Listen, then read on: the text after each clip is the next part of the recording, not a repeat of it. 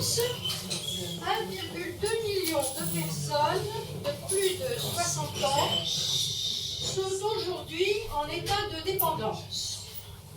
L'âge moyen de perte d'autonomie est de 83 ans.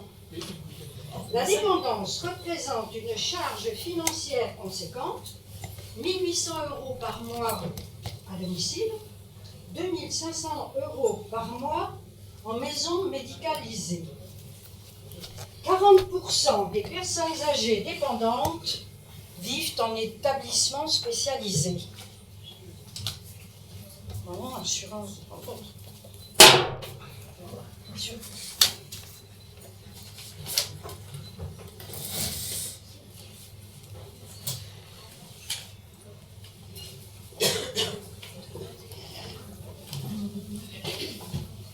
Ah, Malakoff Médéric m'invite à assister gratuitement à une conférence, La Sylve-Révolution, un défi pour les entreprises, un enjeu pour toutes les générations.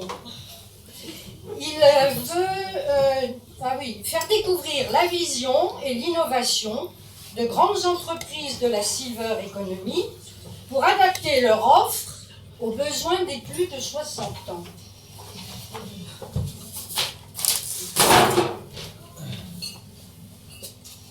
Bonsoir. Bonsoir. Je m'appelle Marianne Blin.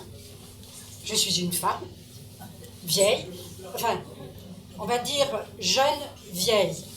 C'est ce qu'a dit un petit-fils à sa grand-mère, une de mes amies qui a mon âge. Et bien, c'est de cela que je vais vous parler, la vieillesse. Vieillir, c'est encore le seul moyen qu'on ait trouvé pour vivre longtemps.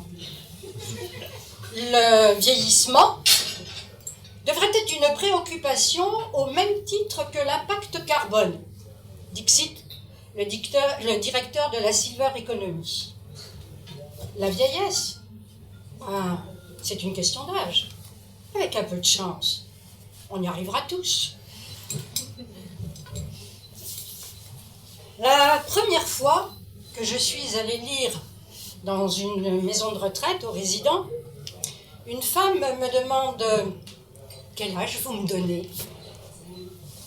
Je me suis dit, si je dis 75 et qu'elle en a 80, pas de problème. Mais si je dis l'inverse, on va être mal toutes les deux. Alors j'ai esquivé la réponse et elle m'a dit « J'ai 83 ans. » Je ne les fais pas, hein. Il faut savoir qu'il y a entre 10 et 19 ans d'écart entre l'âge réel et l'âge ressenti.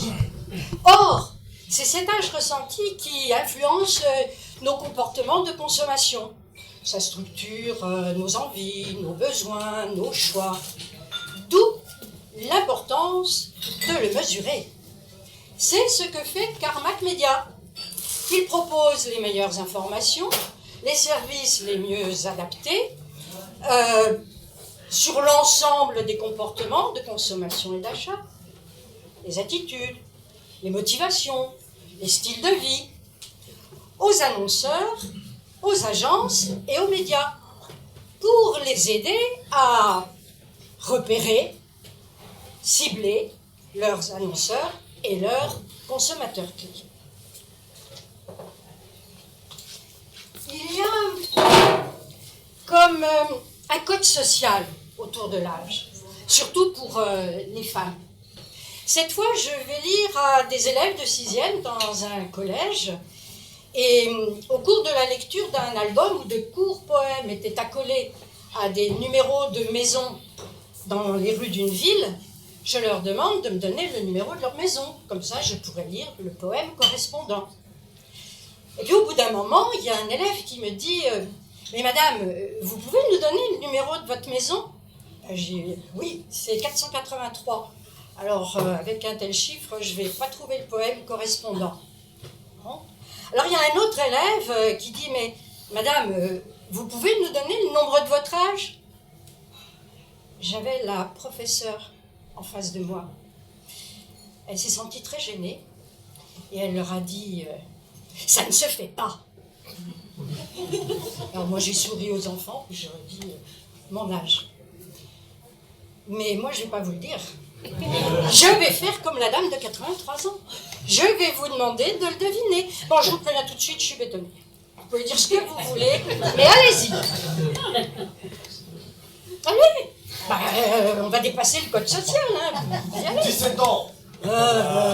104. 19 ans de moins. Ah ben je ne continuerai pas tant que je n'aurai pas un âge. 78. 65. 65. 10. 69. Qui a dit 69? Elle. Donc, je vous invite à m'accompagner au repas des anciens. Oui. Le repas des anciens, c'est quand même un événement qui se fait un peu dans toutes les villes. Sauf que, je suis désolée, mais je pourrais pas venir, vous ne pourrez pas venir avec moi. Parce que c'est l'élu qui invite ses administrés. Alors moi, c'est une commune, ça s'appelle Vannecroc. Il y a 151 habitants. Et donc, il invite ses administrés dans ma commune de plus de 60 ans, mais on peut très bien avoir dans une autre commune 65, voire dans les grandes villes, c'est plutôt après 70 ans. Donc, il invite ses administrés à un repas festif, gratuit, où il se fera prendre en photo avec le doyen. Non, plutôt avec la doyenne. Parce qu'en France, avec les territoires d'outre-mer, en 2017, il y a 3015 hommes de plus de 100 ans et 15 617 femmes de plus de 100 ans. En France. Avec les territoires d'outre-mer. Ah oui, quand même. Ah, ça change tout, hein.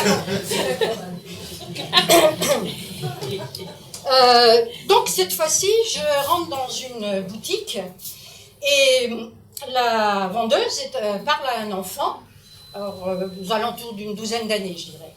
Et elle lui dit, tu feras bien attention en repartant. Je pensais qu'il devait être en vélo, quoi. Et puis il répond, ah mais oui madame, moi je fais attention. Mais alors les vieux, ils sont dangereux. Je le regarde, je souris, puis je dis, mais je suis vieille. Ah non, vous madame, vous n'êtes pas vieille. Hein. Non, j'ai vu une vieille dame, elle avait au moins 100 ans, et elle faisait peur. Plus de 50% des piétons accidentés ou tués sont des personnes âgées. Donc, je suis née en 1947. J'habite dans un appartement à Dijon avec mes parents, 3 sœurs âgées d'1 an, 2 ans et 4 ans de plus que moi. Et comme je n'arrivais pas à bien m'alimenter, dormir et me développer, mes parents m'ont confiée à mes grands-parents à Dijon. C'est eux qui m'ont élevée jusqu'à l'âge de 5 ans, date du décès de mon grand-père. À ce moment-là, ma famille est descendue me rejoindre à Dijon et on a emménagé dans un appartement. Difficile adaptation pour moi. Passer de fille unique avec mes grands-parents dans une maison individuelle à vivre en appartement avec mes parents, mes 3 sœurs et un bébé. Une famille que je ne connaissais pratiquement pas. Les années précédentes, je ne les voyais qu'un petit peu pendant les grandes vacances. Alors mes libertés, c'était d'aller faire du vélo et la lecture. Je vais à l'école primaire et à l'époque, la maîtresse voulait que pendant le cours de couture, une d'entre nous, école de filles, une d'entre nous lise à voix haute pour toute la classe. J'ai toujours lu pendant ce cours. Je ne sais pas coudre, mais j'aime lire à voix haute. D'ailleurs, c'est une de mes principales occupations maintenant, puisque je lis dans les établissements éducatifs, culturels, et aussi dans des maisons de retraite, à des groupes de résidents et à des personnes âgées individuelles, dont la doyenne de 105 ans. C'est une femme que j'aime bien. Elle est très gentille, elle a toute sa tête, mais elle voit pratiquement plus, c'est flou, donc elle ne me voit pas, tant pis. Et puis, elle entend plus très bien, mais elle entend quand même quand je lui lis des histoires. Et puis après, on papote. Alors, elle me fait penser à cet album jeunesse et Tu riras de Sitou et Marianne Pasquet. Alors c'est l'histoire d'une fillette de 9 ans à peu près qui voudrait bien être une vieille dame. Alors elle en parle à ses parents, à son frère, mais ils ne la comprennent pas.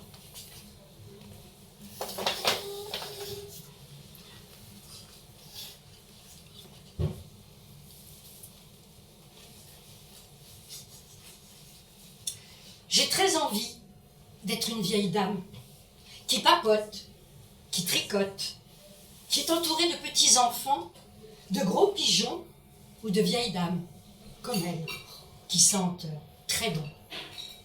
Je trouve simplement qu'être une vieille dame, c'est très tentant. Ça ne fait pas de bruit, ça prend son temps, c'est tendre à souhait, c'est plein de souvenirs et de talents. Et puis surtout, les moindres choses, ça apprécie. Être une vieille dame me plairait bien. Ça devrait même être un métier qu'on aurait le droit de choisir. Et puis, aussi, je trouve les sourires des vieilles dames très beaux, plein de poésie, et puis souvent gratuits. Alors j'ai fini par en parler à ma vieille dame favorite, celle que je vois sur le banc tous les jeudis après-midi. Elle en a pleuré quand je vous dis que ça apprécie. Elle m'a serré dans ses bras et quand elle m'a relâché, elle m'a dit des mots que je n'oublierai jamais. Tu as raison, ma Jeanne, si tu savais. Tu as raison de dire ce que tu veux. Car pour devenir une belle vieille dame, il faut déjà être une petite fille. Et puis une femme qui aime la vie, à chaque instant. Qui sait dire oui et non aussi, de temps en temps. Être une vieille dame sur un banc, avec plein de monde autour. Ça se prépare dès maintenant. Oui, ma Jeanne, tu as tout compris.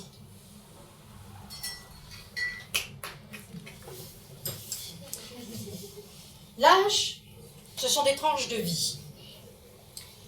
Toutes les 42 secondes, un bébé naît. Toutes les 37 secondes, une personne fête ses 50 ans.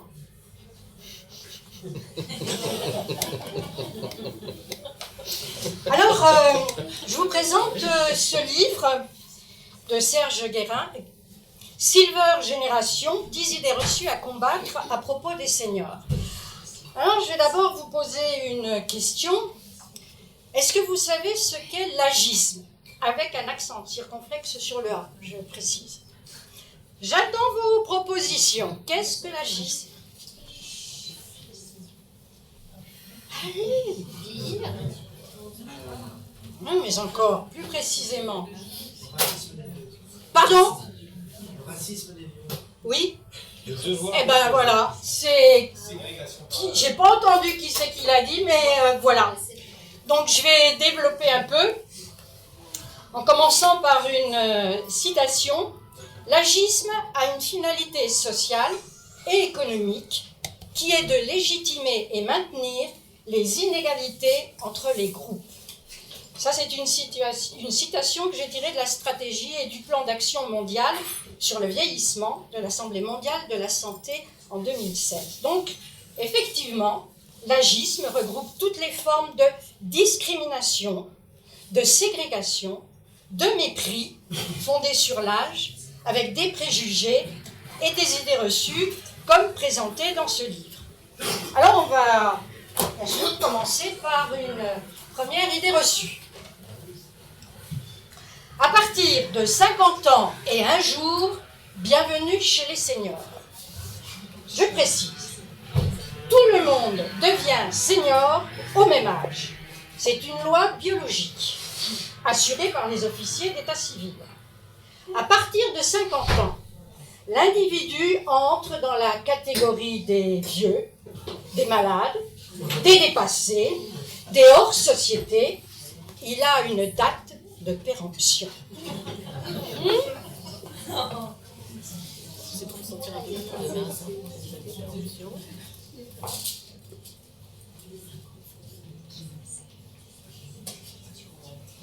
là, il y a le mot senior. Senior, pour moi, c'est un mot un peu fourre-tout. Il est d'ailleurs féminin ou masculin. Senior, ça peut être par exemple un travailleur de 46 ans, appelé comme ça par un DRH à l'affût de toutes les ficelles pour pouvoir le licencier ou ne pas le recruter. Senior, ça peut être un retraité de 63 ans, courtisé par le marketing, par les véhicules, les constructeurs automobiles. Senior, ça peut être une retraitée de 63 ans, courtisée par le marketing anti-âge. Senior, ça peut être une femme de 84 ans, encore en forme, encore active, sans problème de santé à part. Quelques petites difficultés à comprendre lorsque 3 personnes lui parlent en même temps, ou lorsqu'elle fait toutes ses courses le même matin et qu'il n'y a pas de banc sur les trottoirs. Senior, ça peut être ce groupe de résidents d'une maison de retraite appelée sur la plaquette de communication résidence de seniors, où la majorité des personnes ont plus de 85 ans et présentent des symptômes démentiels. Senior, c'est un consommateur vieux, sans rides, en forme, ayant un bon pouvoir d'achat. Exit les entreprises de la Silver Economy.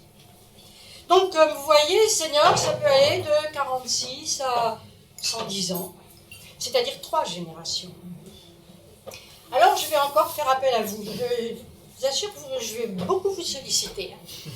Donc, peut-être que certains, là, parmi vous, ont des propositions de définition de senior.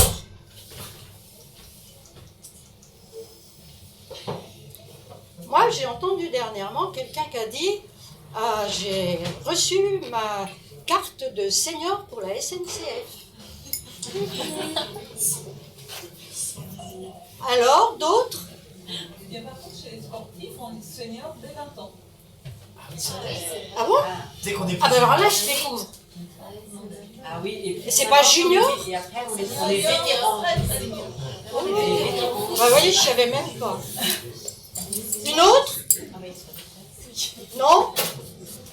Les cinémas, c'est à partir. On n'a pas des cartes seniors quand on va au cinéma? Non, ça n'existe pas? Pas partout. Bon. Une équipe de foot d'adultes, seniors. Voilà. Alors, bon, vous ne répondez pas plus, c'est pas grave, je vais vous poser une autre question. Alors là, je veux pas de personne qui s'esquive, hein. On est sérieux, on dit la vérité. Qui a plus de 50 ans? Levez la main. Ah. Bon, eh ben,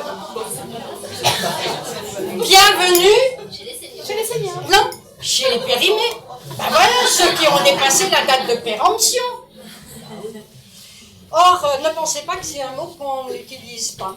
Moi, il y a quelques années, j'attendais mon train sur un quai d'une gare de la banlieue parisienne, lorsqu'un homme s'est approché pour lier conversation. Comme il avait l'air pas mal éméché, j'ai esquivé la discussion. Alors il m'a regardé, puis il m'a dit « De toute façon, toi, t'es périmé. »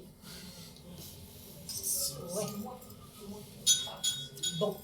Alors, je voudrais vous dire, parler plus de cette période-là d'une façon beaucoup plus agréable. Je fais du théâtre dans une troupe amateur et je joue le rôle d'une femme de 83 ans qui est obligée de vendre ses bijoux aux enchères pour solder une dette suite à une arnaque. La pièce s'appelle la salle des ventes et c'est une pièce d'Arthur Drenel. Je commence à avoir la bouche sèche comme je vais parler, vous permettez.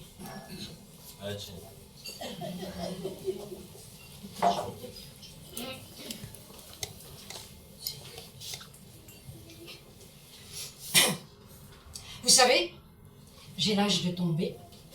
C'est ainsi à l'automne de la vie. Les feuilles tombent en automne. Une feuille consignée sur la branche de l'arbre du temps. Le soleil, la pompe, tout ça passe vite, trop vite. Le soleil ne revient pas, mais l'ombre reste, elle, avec une fâcheuse tendance à se démultiplier, à se voûter devant ton nez.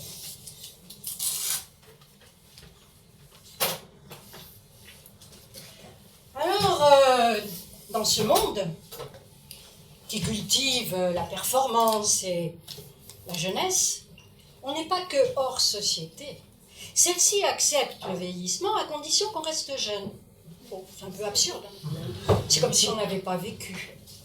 Sauf à nous prendre pour cible. La vieille, elle s'est vue comme une menace et un marché. Dixit Uxibi, président de la fondation du Crédit Coopératif. Et moi, j'ai du temps devant moi. L'espérance de vie en France avec les territoires d'outre-mer en 2017 est de, après 65 ans, est de 19,4 ans pour les hommes et de 24,3 ans pour les femmes. Je dois vous dire que ça me fait quand même un peu peur. Parce que 24 ans, c'est long. Puis je sais pas dans quel état je vais le faire ces 24 ans.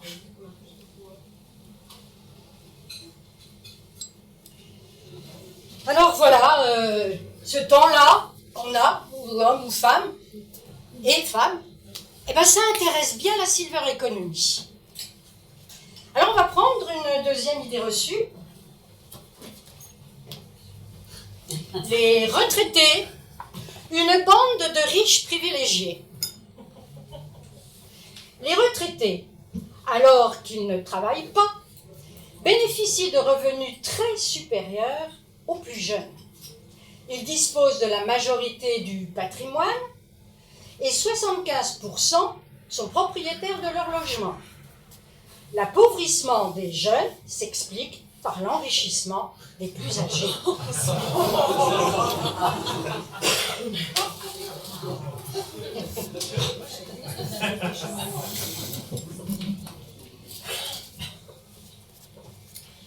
En 2013, oui c'est ça, M. Broussy présente un rapport au secrétariat d'État à la famille, aux personnes âgées et aux personnes handicapées.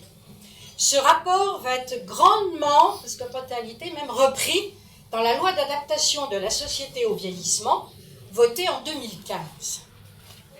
Maintenant, qui est ce M. Broussy? Alors, M. Luc Broussy a été délégué général du syndicat national des maisons de retraite privées, SINERPA, poste auquel sa sœur lui a succédé. Le SINERPA, interlocuteur direct des pouvoirs publics et des médias, défend les intérêts des plus grandes chaînes de maisons de retraite comme Orpea, Mediday ou de Musevie.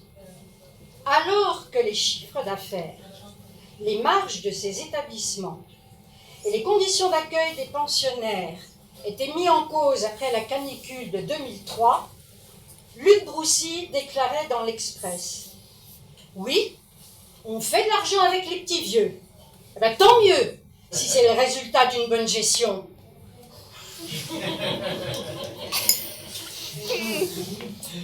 Donc, l'axe principal de cette loi, reprise donc du rapport de M. Broussy, s'exprime ainsi. La révolution de l'âge est porteuse de croissance, génératrice d'un développement économique, de création d'emplois de services, mais aussi industriels. Et il ajoute, le fait est là, les seniors pourraient consommer beaucoup plus. Ils en ont en tout cas les moyens financiers. Sauf que, voilà, 500 000 retraités touchent 800 € par mois pour les personnes seules et 1242 € pour les couples, le taux de pauvreté des retraités âgés de 65 ans à 74 ans est de 5,6% et il est de 8,5% chez les 75 ans ou plus. Alors, encore un petit coup.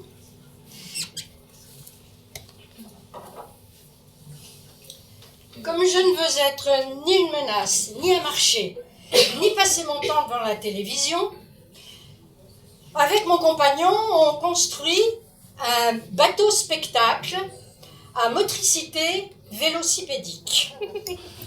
N'en concluez pas que c'est un pédalo, hein. Donc, c'est une barge plate de 10 mètres de long, 2,50 m de large, sur la première partie de laquelle il y a la maison d'habitation, et sur la deuxième, une roue à aubes qui sera mue par nos jambes à vélo. Spectacle, parce que quand on s'arrêtera, je pourrai faire des lectures à voix haute, accompagnées au synthé par mon compagnon. Alors un vélo, un bateau, ça sert à remonter ou descendre le courant, faire des étapes, des escales, etc. Et là, moi, je vous propose, durant la conférence, de prendre le bateau et de remonter le temps et de s'arrêter à des étapes de ma vie. Avant d'arriver à cette première étape,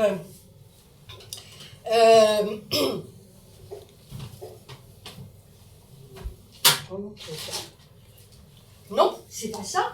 Je vais rester dans les notions d'âge et de personnes âgées. La vieillesse est l'âge ultime de l'être humain. Alors, j'ai dit que j'allais encore vous interpeller. Comment appelle-t-on les personnes de cet âge ultime? Alors, j'en ai déjà dit quelques-uns, hein. Seniors, jeunes vieilles, périmés, anciens, etc. Alors maintenant, à vous. Grand âge. Grand âge. Vieillissante. Vieillissante. Allez. Les petits vieux. Les petits vieux. Les vieillards. Ah, les aînés. Les aînés, les vieillards, Ancien. les anciens, Les tamalous. aïeux. les Les aïeux. aïeux, Les ancêtres. les Les ancêtres. les ancêtres. Mais oui, n'hésitez pas, lâchez-vous. Peau. Les vieilles peaux. Ben voilà au moins hein, qui est là. Les croulants. Eh ouais. Allez, Les encore. tamalous. Tiens, c'est pas ça. Grand tamalou. Ah, c'est pas mal. Je la note. Descendants. Vioc. Ah, les viols, c'est bien ça. Bien vite. Il y en a d'autres. Encore. Bon, moi j'en ai quelques-uns. Des sages. Des croulants, j'ai entendu. Ouais, c'est bien. Des sages. Oh, faut quand même un peu relever le niveau. Parce que là, moi, je vais vous enfoncer. Hein. Les trois pattes. Pourquoi trois? Ah oui, bien sûr. Oh. Et oui. Alors, je vous en donne d'autres. Hein, mais moi, je vais partir dans la dentelle. Hein, les séniles, bon, tant qu'à faire. Les gérontes, les aoûts, les has-been, les rangées des voitures, les HS, hors service, et les PPH. Les PPH. Les PPH. Presque handicapé. Hein? Bravo.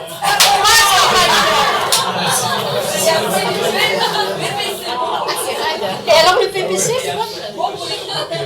Bon pour les chrysanthèmes. Oh là là. Enfin, me les donner à la fin, que je le rajoute parce que franchement, là, c'est vache. Bon, puis alors, je reviens à M. Broussy. Lui, il définissait 3 types de vieillesse. Alors, la première, c'est les pas encore dépendants, les jeunes retraités actifs, bon pied, bon oeil, qui ont l'âge des grands-parents, les qui sont âgés, mais sans être vieux. La deuxième catégorie, c'est les vieux qui deviennent vieux. Les retraités fragiles, pour qui c'est l'âge de la vieillesse, ce sont les soucis de santé et le poids des ans. Et puis la troisième catégorie, c'est l'âge de la perte d'autonomie. Mais M. Broussy rajoute, cette classification a sa pertinence pour comprendre les besoins des consommateurs âgés. Alors, pour approfondir ces questions-là, je vais faire intervenir un expert. Alors, il y a des personnes qui là-bas ne vont pas voir, mais enfin, c'est le professeur gériatre. Voilà.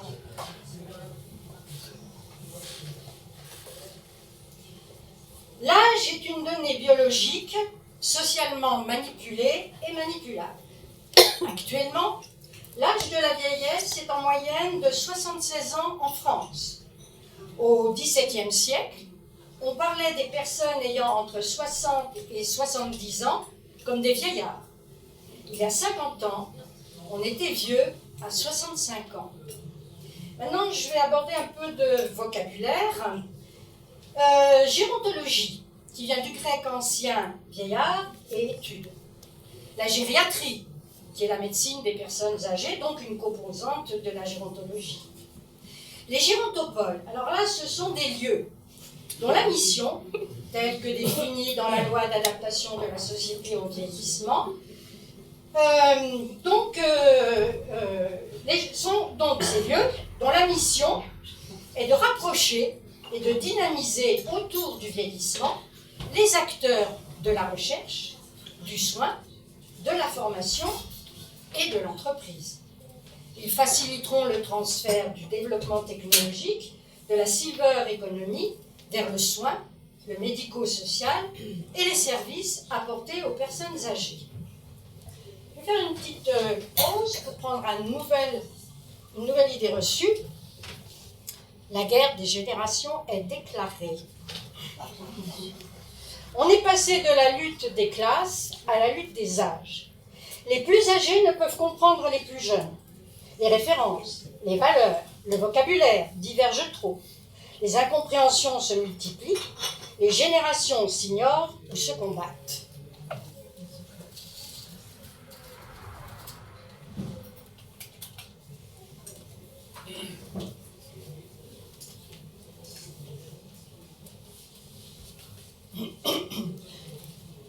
Le professeur gériatre continue, toujours dans le vocabulaire, la gérontocratie. C'est un régime politique où le pouvoir est exercé par les personnes les plus âgées de la société, les gérontes. Vous savez, c'est un mot qu'on a vu tout à l'heure, car, théoriquement, jugées plus sages. Elle induit une politique de traditionnalisme, les plus âgés étant supposés peu enclins à modifier les structures de la société, mais à la pérenniser telle qu'ils l'ont connue. Un petit cours d'histoire. Depuis 1947, nous avons eu 5 présidents de la République de plus de 60 ans à leur date d'entrée en fonction. À vous, qui sont ces présidents? De Gaulle, quel âge il avait? Bravo, 69. Qui d'autre? 5, je vous ai dit. Chirac, quel âge? Aucune idée. 63. Mitterrand, quel âge? 70. Ah non. Non. 64. À la première. 65. Pompidou. Ah, Pompidou. 58. Alors, il y en a encore de plus de 60. Qui? Bah non. Bonne. Giscard, il avait 48 ans. Quand même. Alors qui? Il m'en manque au moins 1, 2. Il m'en manque 2. 2 de plus de 60 ans. Depuis 47. Début de la République. René Coty. Ouais, quel âge? 67. Oh là, monte. 62. Combien? 72. Ouais, 62. Alors, il m'en manque un. Oui, quel âge? 70. Ah non, moi. Oui, il avait 63, lui. Il avait 63, Auriol. Bon, puis comme vous avez commencé à en dire qu'il avait moins de 60 ans, donc Pompidou 58, Giscard d'Estaing 48, Sarkozy 52, Hollande 58. Et bah, Jean-Macron, vous faites ce que vous voulez avec.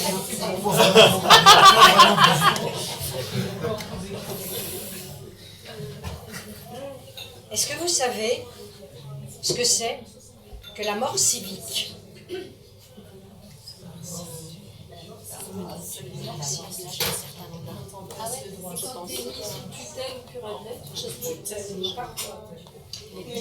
En 2006, Douglas J. Stewart, professeur d'université américaine, envisageait dans la revue New Republic la suppression du droit de vote à 70 ans. Yves Michaud, philosophe français, a proposé dans l'émission Esprit public de France Culture en juin 2006 de se poser la question d'une fin de vie citoyenne à 80 ans. Moi, personnellement, je vais avoir 70 ans, ça me fait flipper. On puisse me sucrer mon droit de citoyenne, enfin, franchement. Bon, enfin, pour le moment, ils ont dit ça en 2006, c'est pas fait, mais si ça venait, l'idée de quelqu'un... Alors, je voudrais partager avec vous un extrait de la chanson Vieillir de Jacques Brel, qui est un de mes chanteurs préférés.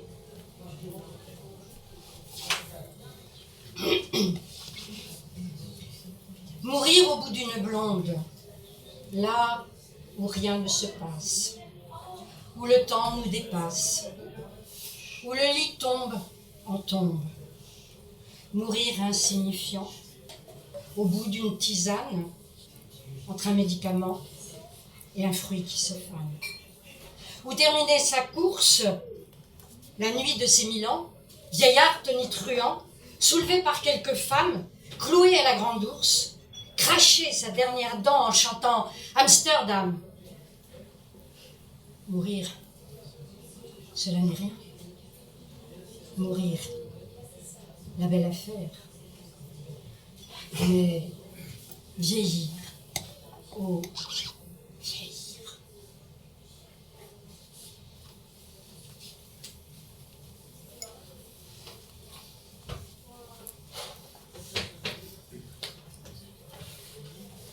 On va prendre une nouvelle idée reçue. Les vieux, tous dépendants.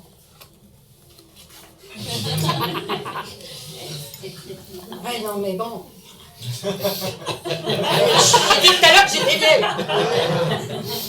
Bon, vieillir est synonyme de maladie, de perte de capacité, de handicap, de déficit neurologique, pire, de dépendance.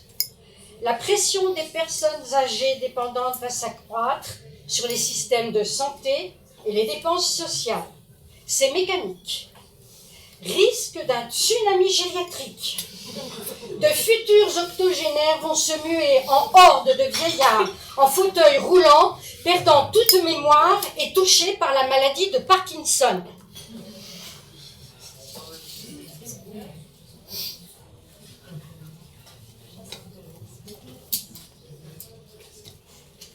Donc, je vous ai parlé de bateau, va peut-être falloir quand même le prendre. Donc, on va prendre le bateau, on va remonter le temps et on va s'arrêter en 2011. En 2011, ma mère est dans sa maison de vacances avec une de mes sœurs et de violentes douleurs se déclarent dans ses jambes. Elle ne peut plus marcher, elle ne peut plus se déplacer. Ma sœur l'a fait rapatrier à l'hôpital de Dijon, ville dans laquelle elle habite habituellement, où elle va être transférée dans une clinique, et ensuite elle va être transférée dans un centre de convalescence gériatrique. À partir de là, elle ne se déplacera plus qu'en fauteuil roulant. On l'installe dans une maison de retraite. Elle y finira ses jours en 2014, à 96 ans. Pour parler de ce temps de la fin de vie, j'ai choisi de vous lire des extraits de ce livre, Mémé, de Philippe Torreton. Ça peut être assez cru, mais aussi d'une grande sensibilité. Et puis, sa Mémé est décédée dans un hôpital dans la ville où je vais lire à des personnes retraitées.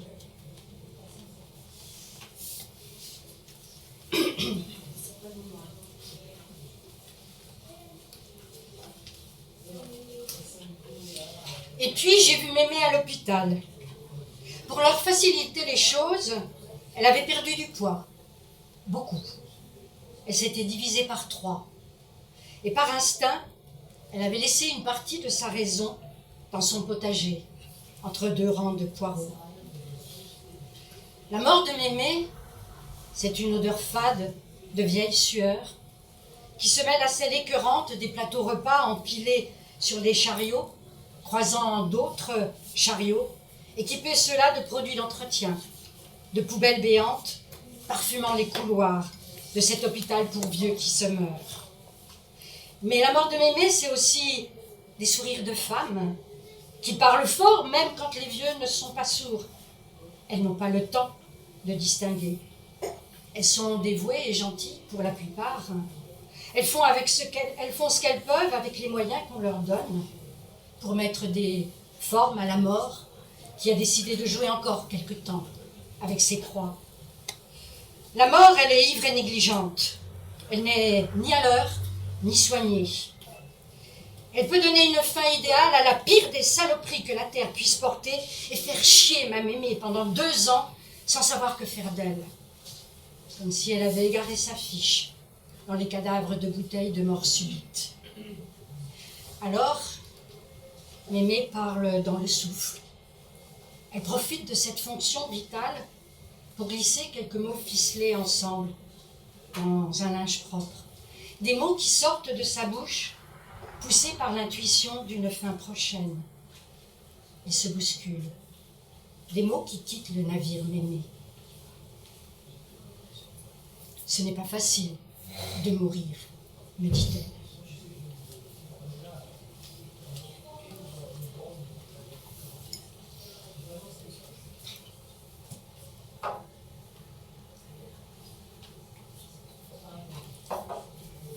Alors, moi j'habite en Normandie. Ma mère était donc à Dijon et je descendais la voir tous les mois. À la fin de sa vie, elle ne voulait plus prendre ses médicaments contre la douleur, contre le diabète, les problèmes rénaux, anticoagulants. Mais le personnel insistait pour qu'elle les prenne. Et il nous demandait aussi à nous d'insister. Et je l'ai fait une fois. J'en suis pas fière. Elle ne voulait plus les prendre. C'était son choix. Mais c'est difficile. Enfin, ça m'était difficile à moi de me dire que ces médicaments qui étaient pour la soulager et pour faire fonctionner ses organes vitaux, elle n'en voulait pas. Elle en avait marre. Elle voulait qu'on la laisse tranquille. Pour parler de ces choses-là, on va reprendre notre professeur gériatre. Alors, la loi du 2 janvier 2002, rénovant l'action sociale et médico-sociale, précise que l'usager fréquentant les établissements sociaux et médico-sociaux a le droit de refuser tout traitement et d'exprimer ses souhaits concernant sa fin de vie de manière anticipée. La polymédication est responsable de 10 à 20% des hospitalisations chez les 65 ans et plus.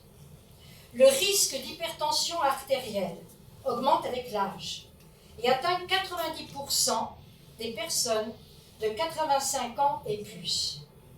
Or, la HAS, la Haute Autorité de Santé, a décidé de faire appel à une société indépendante, la Société française d'hypertension artérielle, qui a créé une fondation de recherche avec Sanofi, Servier, le jambon Magrange, le gruyère Entremont, le beurre Saint-Hubert, etc.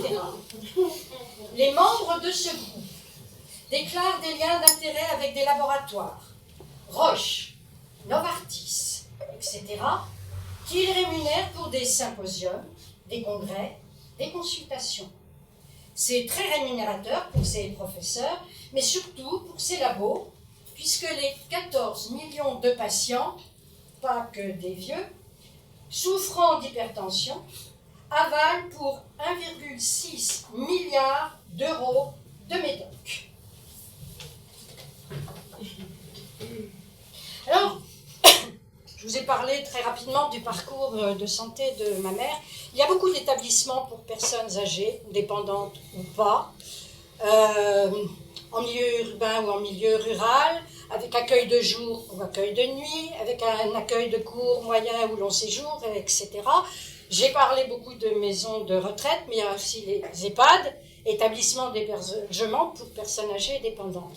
Moi, je voudrais vous en parler de deux atypiques. Le premier, c'est la Villa Sully présentée comme ça sur la plaquette. Appartement à architecture luxueuse, avec accessibilité à mobilité réduite, domotisée, sécurisée, avec une conciergerie de luxe, un restaurant raffiné ouvert sur la ville, avec des repas et des plats bio, un espace détente, un service de soins d'aide à domicile et un pôle santé à proximité. La deuxième, je vais encore faire appel à vous, c'est les MVQ. Dites-moi ce que sont les MVQ. De quoi? Plus fort? Maison de vie. Je sais pas. Qualité.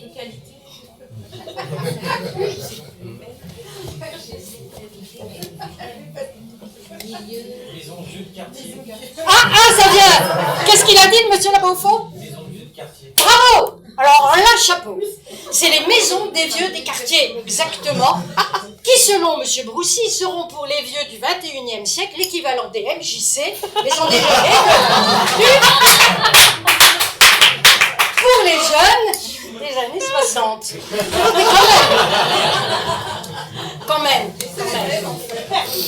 Quand même. Dans ces MVQ, il y aura la consultation mémoire, il y aura un service de soins infirmiers à domicile.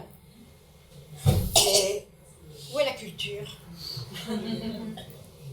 D'ailleurs, à propos de culture, je vais faire une parenthèse. Cette loi d'adaptation de la société au vieillissement votée en 2015 a été signée par presque tous les ministères et secrétariats d'État, à l'exception de la culture. Les vieux, ils ont besoin de culture, non?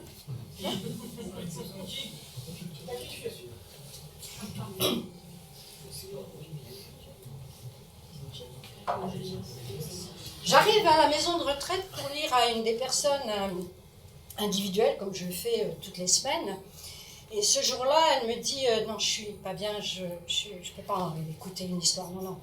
Et elle commence à me parler de sa maison familiale, comme elle m'en parlait très souvent, la maison où elle a grandi et qu'elle a dû quitter parce qu'elle ne pouvait plus y vivre seule et ses enfants l'ont installée dans cette maison de retraite où elle ne se plaît absolument pas. Et quand elle repense à cette maison dans laquelle elle a vécu, qui est vide, et qu'elle se doute bien qu'elle ne retournera pas parce qu'elle a 96 ans, ça la fait souffrir énormément. Et parfois, elle crie. Et ce jour-là, un membre du personnel lui a dit « Si vous criez encore, on dira à votre fils de ne plus venir vous voir. » C'est ce qu'on appelle une maltraitance psychologique. Mais il y a d'autres formes de maltraitance. On va le voir avec le professeur Général. Une institution qui n'a pas de démarche active de bientraitance court le risque de voir survenir en son sein des maltraitances dès que la qualité de son accueil n'est plus garantie, dès que les intérêts de l'institution priment sur ceux de l'usager accueilli. Une question qu'on peut se poser. Vaut-il mieux vivre en prison ou en EHPAD? Alors on va consulter le code de procédure pénale. Tout détenu doit pouvoir effectuer une promenade de moins 1 heure par jour à l'air libre. La promenade est un droit pour le détenu. Que dit le programme Mobiqual élaboré par la Direction générale de la santé? Faire sortir les résidents en extérieur au moins une demi-heure par semaine. Une autre maltraitance est l'isolement. Elle concerne 25% des personnes âgées de plus de 75 ans. Les personnes âgées pensent être un fardeau pour les autres, perçoivent leur vie comme moins importante et cela les expose à l'isolement social. Il faut quand même noter aussi que parfois les personnes âgées sont violentes vis-à-vis du personnel. Il y a la loi sur la fin de vie de 2016 qui clarifie le refus de l'obstination déraisonnable, celle-ci étant aussi une sorte de maltraitance. Et cette loi parle aussi du don d'organes. Si je suis pour le don d'organes, je dois le signaler à mes proches et porter sur moi une carte de donneur d'organes. Alors, j'ai la proposition là de Jean Lanselme, donc une proposition de don d'organes.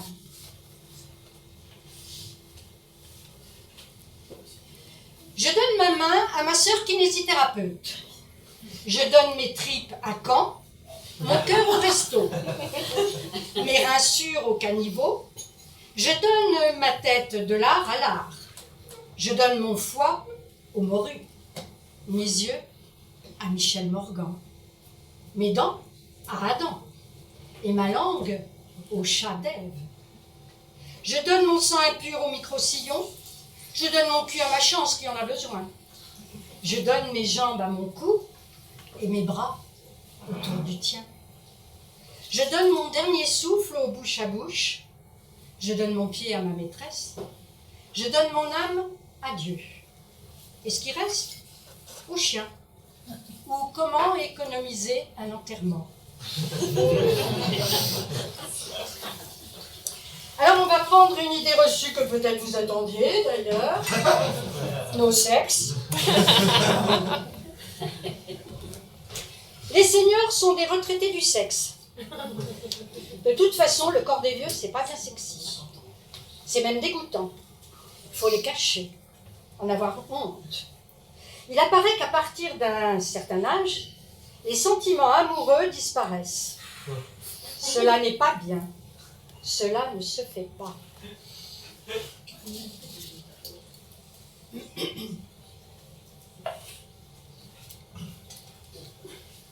Alors, pour parler de ce sujet, je vais faire intervenir Maya Mazoret.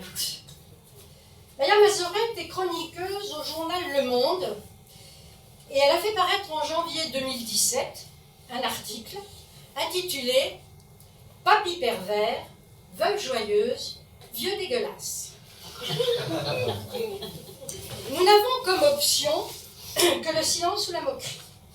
Des membres défaillants qui lamentent. Quoi? Mamie couche en institution? Bon, la démence, forcément.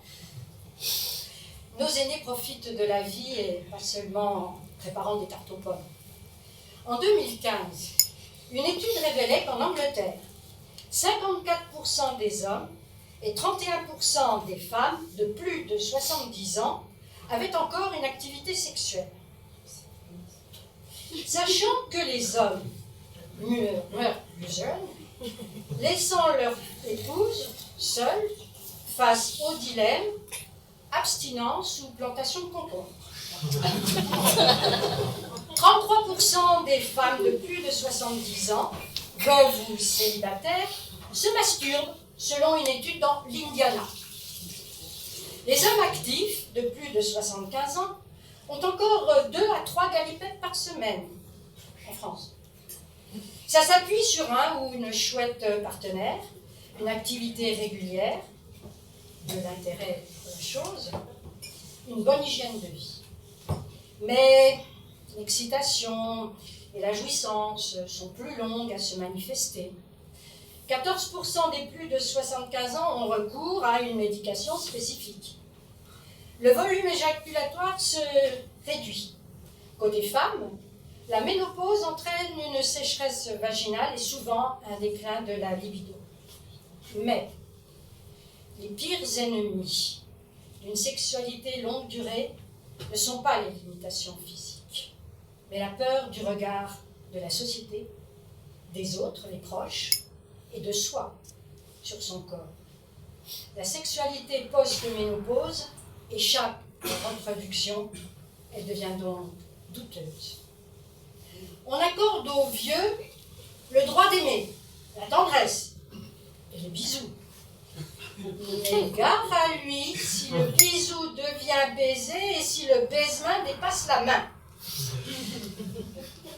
Où sont passées notre bienveillance, notre tolérance? Comment se fait-il qu'il n'y ait en France, dans les institutions, presque aucun lit double médicalisé? Comment se fait-il qu'il paraisse ainsi normal de séparer des couples qui souhaitent dormir ensemble comme ils l'ont fait depuis 10, 30 ou 50 ans? Comment se fait-il que tant de chambres ne puissent être fermées à clé, empêchant aux personnes qui le souhaitent de s'isoler, les contraignant à avoir une sexualité publique ou à ne plus en avoir du tout? Alors, je suis désolée parce que peut-être que dans le fond, vous ne verrez pas très bien cette photo, mais je ne pouvais pas l'agrandir plus pour ne pas avoir des pixels. En fait, c'est le cliché du photographe Jean Mallet montrant deux seniors en train de faire l'amour. Et en 2015, il disait « Je voulais montrer aux gens que des personnes plus âgées qui faisaient l'amour ont quelque chose de magnifique et de sensuel. » Les deux mannequins de la photo sont âgés de 74 ans et 92 ans. Ils ne s'étaient jamais rencontrés avant la séance photo et aucun acte sexuel n'a eu lieu durant la séance.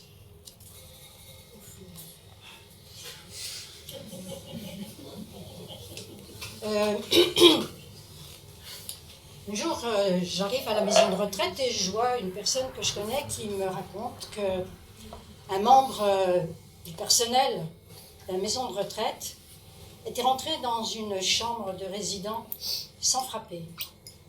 Elle avait vu un couple nu, enlacé, en train de s'embrasser. Elle les a engueulés.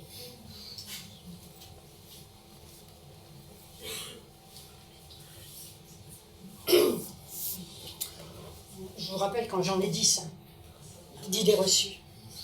Au-delà de cette limite, votre ticket n'est plus valable. C'est une citation de Romain Gary.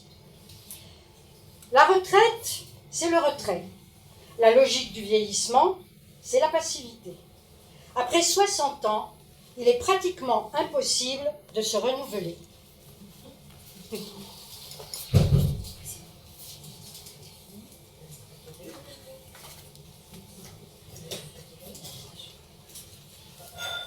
Pour parler de la retraite, j'ai trouvé un livre de Thomas Scotto, Ma grand-mère en conteneur. C'est l'histoire d'une femme qui va être à la retraite et son petit-fils Louis, de 9 ans, monte un bobard à son petit frère Basile de 5 ans. C'est très drôle. Et puis la femme là, qui va être à la retraite, elle fait du vélo.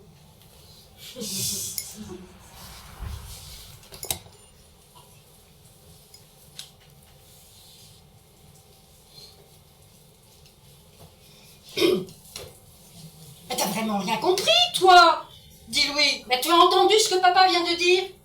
Dans 2 semaines, mamie sera retraitée.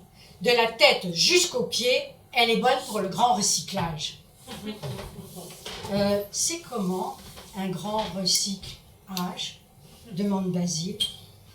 Ah ben, t'as une machine pour les bouteilles, une autre pour le papier des publicités et une pour les mamies âgées. C'est une invention géniale. Tu entres d'un côté avec des doigts de pied fatigués, des bras qui pendouillent, une tête froissée, et hop, tu ressors de l'autre en papier tout neuf, en pile rechargeable ou en jouet pour Noël. Un peu après, au moment du repas familial, Basile explose. Moi, je vous laisserai jamais faire ça, parce que mamie, elle peut encore faire du vélo et des croque-monsieur. Elle peut aussi râler contre papy, ou planter des courgettes, mais pas vraiment bonnes. Parce qu'on peut très bien la garder avec nous à table, et parce que même si elle est plus que vieille, ben elle peut toujours servir à quelque chose. Alors je vous préviens, si vous retraitez mamie, il faudra me retraiter aussi. Et ben on va reprendre le bateau. On va remonter le temps. Et on va faire une escale cette fois en 2007. Je termine ma carrière de conseillère d'éducation populaire et de jeunesse à la direction de la cohésion sociale, jeunesse et sport. Alors, le métier de CEPJ, c'est du conseil, de la formation, du diagnostic, de l'expérimentation, avec tous les publics, y compris les associations et les collectivités territoriales. On rentre dans cette fonction publique État par concours avec une spécialité qu'on sera amené à pratiquer avec le public. En 1993, quand j'ai passé le concours, c'était des spécialités plutôt culturelles. Il y avait vidéo, théâtre, cinéma, musique, art plastique, il y avait aussi environnement, et il y avait pour moi livre et lecture. Et puis depuis 2012, les spécialités sont maintenant plus généralistes. Il y a la jeunesse, la communication, les sciences humaines appliquées, et les sciences et technologies financières et judiciaires. Où est la culture? Alors pour les fonctionnaires partant à la retraite, alors ils disent qu'ils font de l'accompagnement vers une autre vie, pour expliquer aux seniors comment être actif autrement. Donc pour ça, il y a une formation de 2 jours gratuite. Le premier jour, un médecin retraité nous parle comme ça. Ah, vous allez être à la retraite, hein? Mais il n'est pas question de vous laisser aller, hein? Vous n'allez pas traîner en robe de chambre et en pyjama toute la journée. Il faut vous bouger, il faut faire du sport, il faut vous engager dans les associations. Il n'a pas parlé de culture. Et puis, alors moi, je vous dis tout de suite, j'ai pas aimé du tout. C'est autoritaire, méprisant, et moraliste. Après, c'était l'animatrice, une femme active, qui nous a montré le visage d'une vieille dame pleine de rides. Et ensuite, elle nous a montré le visage d'une dame. Alors, j'espère que déontologiquement, elles avaient le même âge. Mais celle-là, elle avait la peau toute lisse, toute liftée, sans expression. Et l'animatrice nous demandait à qui on voulait ressembler, attendant bien sûr à ce qu'on dise la deuxième. Alors là, je me suis dit que, non, je ne ferai pas la deuxième journée. Et puis en plus, je ne partais pas à la retraite.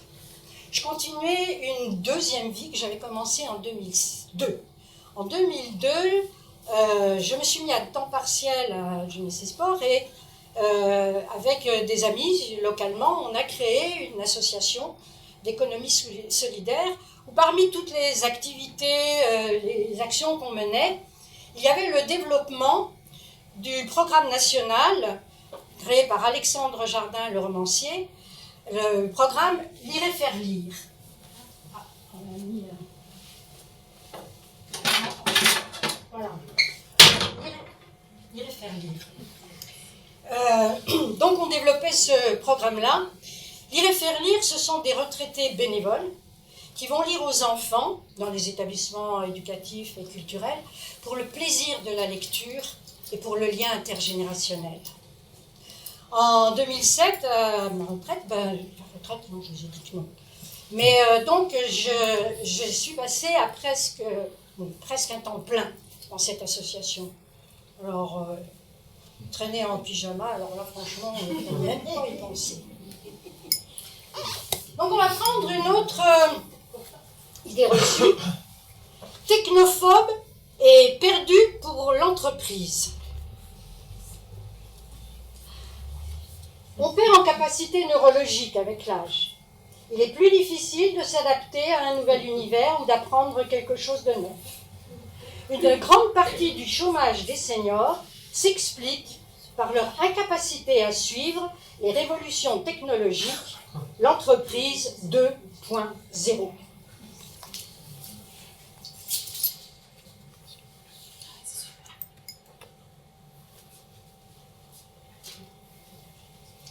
En novembre 2016, oui, ça fait pas longtemps, en novembre 2016, je démissionne du poste de présidence et du conseil d'administration de cette association.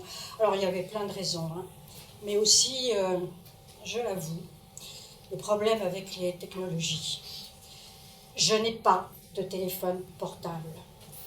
Et j'ai des relations très conflictuelles avec les machines, toutes sortes de machines. Donc, je suis vieille, je me répète, je suis une femme. Je suis encore active. Je suis en bonne santé.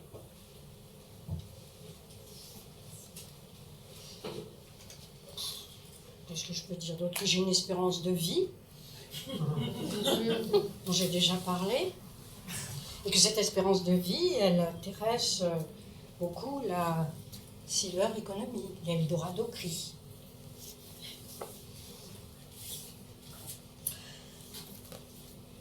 Donc, une nouvelle idée reçue, en route pour le déclin économique. Les retraités ne veulent pas investir dans l'économie de l'avenir ou dans les infrastructures numériques, mais seulement dans la sécurité, la santé, les loisirs. L'avenir ne les intéresse pas, car elle se fera sans eux. Ils se distinguent par un grand conservatisme en termes de mœurs et de tolérance. Avec ça, difficile d'affronter la compétition mondiale.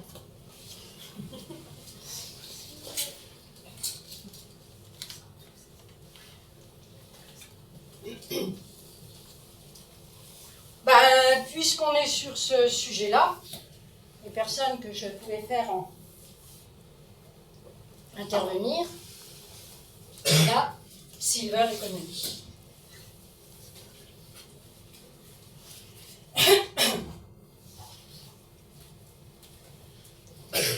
Faire de la France un leader mondial de la silver economy, c'est inscrit dans la loi d'adaptation de la société au vieillissement votée en 2015.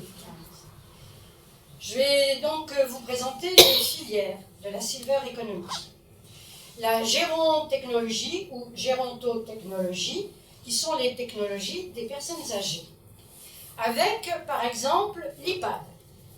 Et application pour mesurer le diabète, appeler l'aide-soignante, lutter contre l'isolement, l'e-stimulation cognitive pour retarder l'Alzheimer, et le programme dit éducation thérapeutique de prévention de l'incontinence. La révolution avec l'informatique affective, le robot compagnon Zora en maison de retraite qui assiste les animateurs et les animatrices, sachant que les roboticiens tentent actuellement de lui inoculer le sens de l'humour. MW20, mot, un robot lapin sensoriel qui vibre comme un chat et raconte une histoire. En France, de 2008 à 2014, le taux de croissance annuel moyen de la robotique de service a été de 29,4%. Ensuite, nous avons Calico, qui est une société de biotechnologie fondée par Google, principal sponsor financier du mouvement transhumaniste, spécialiste de l'intelligence artificielle, qui a pour projet d'augmenter l'espérance de vie de 30 ans d'ici à 2035 et qu'un homme de 100 ans soit dans le même état physique qu'un homme de 60 ans. On va refaire une idée reçue. 15 millions d'inactifs. Les actifs travaillent pour financer la retraite des inactifs, car ces derniers se la coulent douce et profitent de la vie de manière éhontée.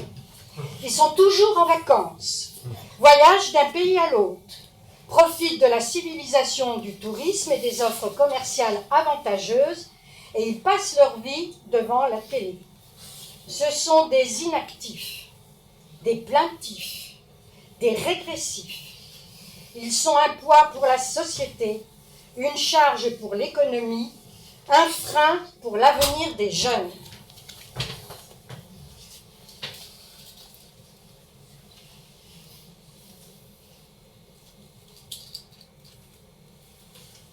Alors, on va continuer avec la Silver Economy. L'offre Silver mise sur une prise en charge par la Sécu ou la mutuelle. Alors, la loi d'adaptation de la société au vieillissement prévoit, je cite, prévoit la solvabilisation de l'accès des personnes à faible revenu aux technologies de l'autonomie en élargissant le marché à des bouquets de services centrés sur les dispositifs d'assistance et la domotique.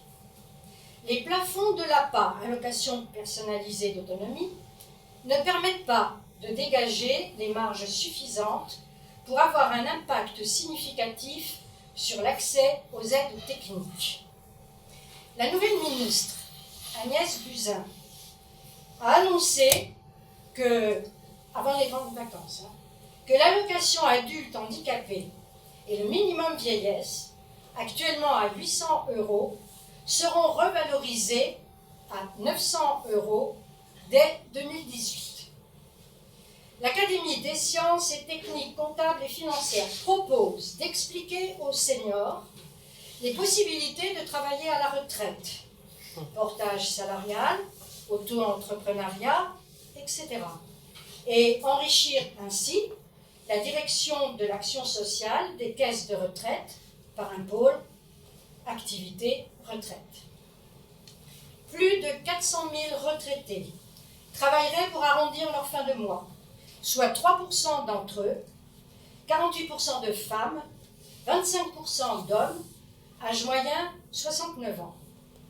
Dans le rapport de M. Broussy, 90% des évocations des jeunes renvoient aux jeunes employés, les moins qualifiés, grâce aux vieux dépendants pourvoyeurs d'emploi.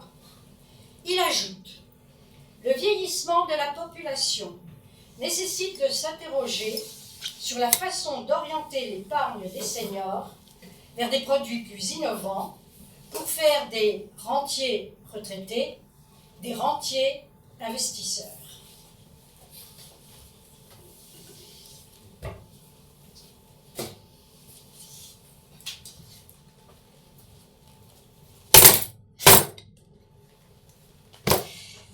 Je propose un sous-titre à cette loi d'adaptation de la société au vieillissement votée en 2015, qui serait « Comment adapter les vieux à la société libérale, du moment qu'ils sont d'abord ceux qui coûtent le moins cher et ensuite ceux qui rapportent. » Ah, j'ai bien compris que les vieux, on était un enjeu et une menace et un défi pour les entreprises.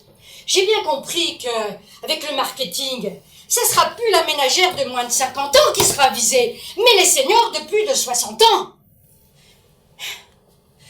Je suis, selon eux, un marché. Je suis un objet de pouvoir. Je suis une vache à lait. Et puis si je n'ai pas les moyens de consommer, eh ben je peux toujours retravailler. Ah, et puis, les technologies, la gérontechnologie. Je me demande quand même si les vieux ont assez d'IPAD, parce qu'ils se sentent isolés et beaucoup de suicides. Puis je me demande si avec les objets connectés, bientôt, on va pas me mettre un bracelet aux chevilles pour me géolocaliser. Et alors, le transhumanisme, il y a bien le mot humanisme. Alors, où est notre humanité dans toutes ces technologies? Alors, c'est pas parce qu'on se fait courtiser qu'il faut se laisser faire. Sauf que, pour les besoins de la conférence, j'ai dû faire des achats.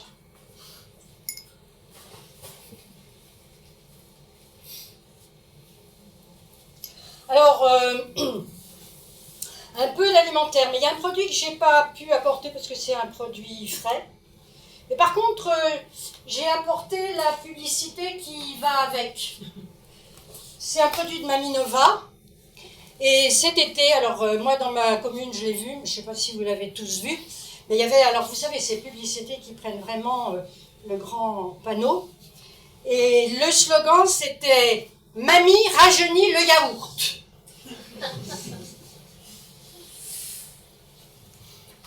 Alors, en produits alimentaires, j'ai trouvé mix bien vieillir, jouvence et vitamines. Alors, c'est vendu par Mamie & Co. J'ai quand même acheté le sac. Alors, ben voilà, c'est tout pour l'alimentaire. Alors après, on arrive dans le cosmétique. Alors, les titres, vous allez adorer. Absolu Divine Âge. Soins anti-âge, anti-rides, anti-taches, avec un peu de bio dedans. Alors, cet été, il a fait chaud. J'ai trouvé donc du solaire anti-âge. Préserver la beauté de sa peau aux extraits de plantes. Après, j'ai trouvé... les incontournables, hein. L'Oréal. Alors là aussi le titre, âge perfect. Golden âge. Soin rose, refortifiant, anti-relâchement, réactive l'éclat naturel, avec de la pivoine impériale. Alors à propos de pivoine, j'ai un autre... alors là on est dans le bio, donc c'est pas les mêmes empaquetages. Gommage anti-âge, quand même, régénérant, avec un soupçon de pivoine. Là, il n'y a qu'un soupçon. Après, j'ai un shampoing, là, c'est plus soft. Shampoing déjaunisseur, cheveux blancs et gris, blanc pur, lumineux, chevelure soyeuse. Et puis alors, le dernier, il est quand même assez... particulier parce que, il est à 100% français, à 100% bio. C'est une crème visage anti-âge et réparatrice, à l'intérieur de laquelle qui est fait avec de la bave d'escargot. Or, il y a des personnes qui préfèrent passer directement du producteur au consommateur.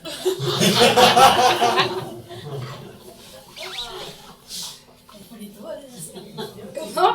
Oui, il y en a quand même pas mal, un peu partout. Non ? Il n'y en a pas en Bretagne ? Mais si vous n'en avez pas en Bretagne, comment vous allez faire ? Là, moi, c'est un produit de Normandie que je vends. Donc, la médecine esthétique a affiché une croissance de 7,3% en 2014. Alors, on va faire ma dernière escale, donc remonter le temps, et s'arrêter en 1998. En janvier 1998, mon mari décède à l'âge de 50 ans. Le soir de l'enterrement, mon plus jeune fils, de 23 ans, nous annonce que sa femme est enceinte et qu'elle accouchera en septembre. Je vais être grand-mère pour la première fois à 50 ans. Il y a en France 15,1 millions environ de grands-parents. La moyenne d'âge pour les femmes, c'est 54 ans, et pour les hommes, 56 ans. Maintenant, grand-mère, grand-père, ou beaucoup plus grand-mère, ça vous dit rien? On ne parle pas de nous? Non, ça vous dit rien? Hein?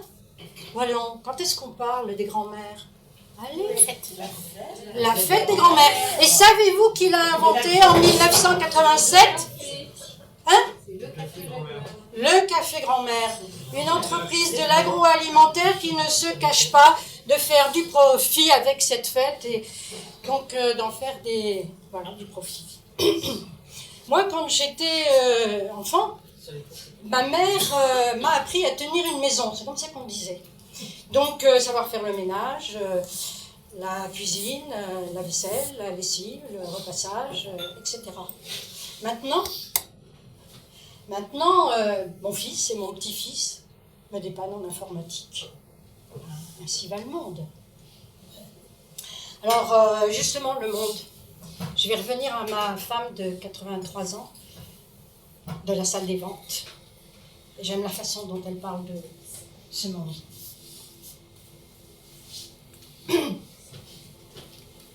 Je parle, je tue le temps.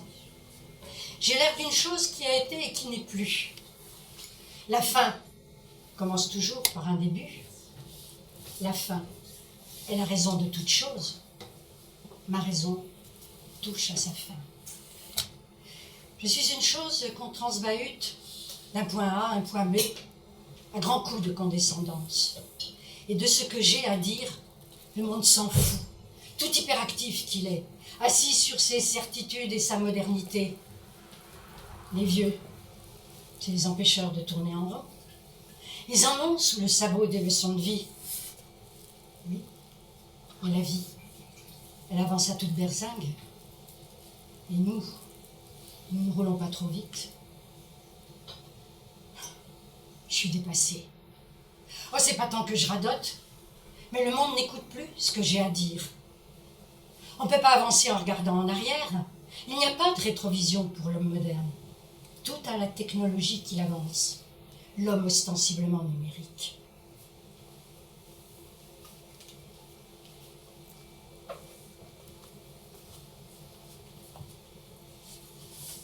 La dernière idée reçue. La Silver Génération contre la planète. Les seniors sont les moins réceptifs aux problématiques environnementales. Ils vivent dans une bulle et sont d'abord centrés sur leur univers familial, sans vouloir trop connaître la marche du monde.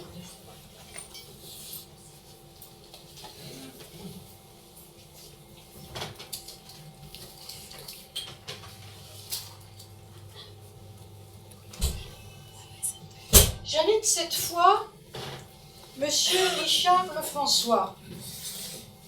Alors, lui, il est professeur à l'université de Sherbrooke et il a fait paraître un article en 2011 au journal La Tribune.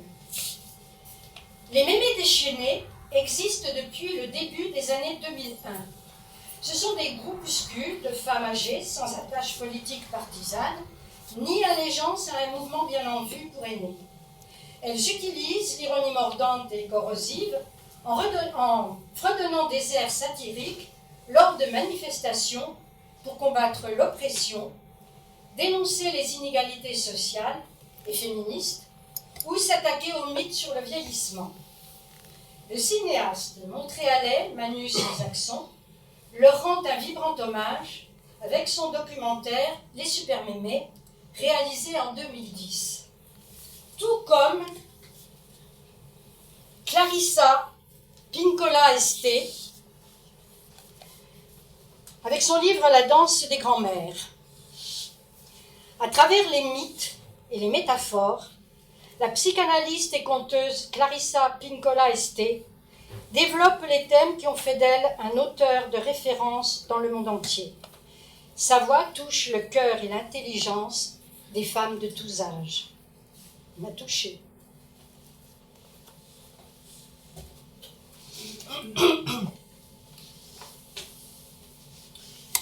Pour toutes les alleules du monde, celles que les vagues ont bercées et celles qu'orage et tempête ont à moitié fait couler, celles qui se sont accrochées à l'épave suffisamment longtemps pour parvenir à mi-parcours et de là ont pu toucher terre. Pour toutes les aînées, pleines de sagacité, qui sont en train d'apprendre, quand le moment est venu, de s'affirmer et non pas de se taire, ou de se taire quand le silence est plus éloquent que la parole. Pour toutes celles qui ne respectent pas les conventions et serrent la main de personnes étrangères en les accueillant comme si elles les avaient élevées et connues depuis toujours. Pour toutes les filles et toutes les aînées qui soutiennent ce qu'il y a de bon et refusent d'obéir aveuglément à toute forme de culture qui valorise l'absence de relief et dénigre la pensée. Pour toutes les filles et les aînés qui posent leurs mains non seulement sur le berceau, mais sur le gouvernail du monde à leur portée. Pour elles, puissent-elles se rendre compte à quel point leur vie est précieuse et que malgré leurs éventuelles insuffisances, elles sont précisément les remparts, les pièces de touche, les pierres de touche, les points de référence, les exemples dont nous avons besoin. Pour elles, pour nous tous, les grands-mères comme les grands-pères, les petites filles comme les petites-fils, puissions-nous aller tous plus loin et être florissants, créer à partir des cendres, protéger les arts, les idées, les espoirs qui ne sauraient disparaître de la face de la terre. Pour tout cela, puissions-nous vivre longtemps, jeunes dans la vieillesse et vieux dans la jeunesse. Quand une personne vit pleinement, les autres en font autant.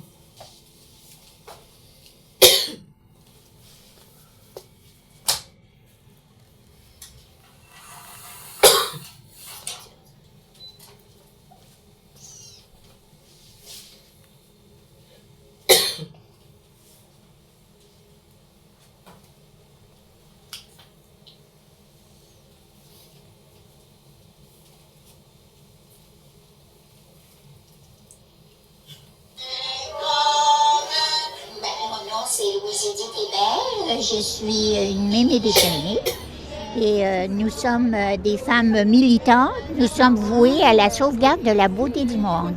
L'eau, la terre et tout ce qui pousse, ne pas capitaliser. Les mémés déchaînées, nous descendons directement des Raging Grannies qui, elles, ont été fondées en 87 dans l'Ouest canadien. On sera bientôt condamnés. Quand l'eau sera plus bonne à boire, ça sera plus tard d'y voir. D'abord, nous nous réunissons pour discuter des causes qui nous concernent. Nous nous réunissons aussi pour pratiquer nos chansons parce que nous nous exprimons en chansons. On peut dire beaucoup de choses en chansons. Nos chansons, naturellement, sont humoristiques. Elles sont adaptées à chaque événement que nous allons défendre. Je refuse de vivre enfermée dans ces idées reçues et dans ces injonctions. Je milite pour une parole collective, interpellante, avec des méthodes d'éducation populaire comme le font les mémés déchaînés, qui d'ailleurs battent en brèche la dernière idée reçue. Vieillir, c'est vivre. Il n'y a pas d'âge pour se révolter et le dire. Et c'est pas parce qu'on a déjà un pied dans la tombe qu'il faut se laisser marcher sur l'autre. Citation de François Mauriac. Donc, je propose de créer des groupes de parole de femmes de plus de 60 ans, soit après les conférences gesticulées, soit lorsque je serai en bateau et que je ferai des escales. Et donc ce groupe de parole pourrait s'appeler, comme on dit au Québec, « Ridez mais pas fanés !»